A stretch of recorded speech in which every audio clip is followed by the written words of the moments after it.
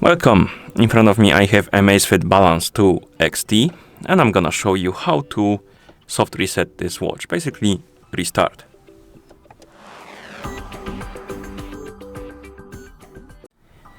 So to restart our watch, we need to press and hold the lower button and keep holding it until you see the power menu on the screen.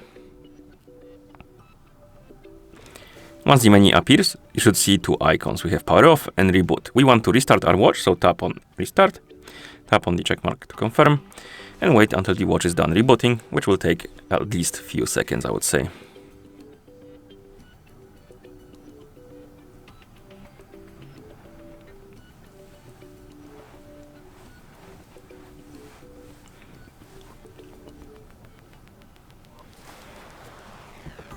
And as you can see, we're back in the system now, and that's how you soft reset or restart this watch.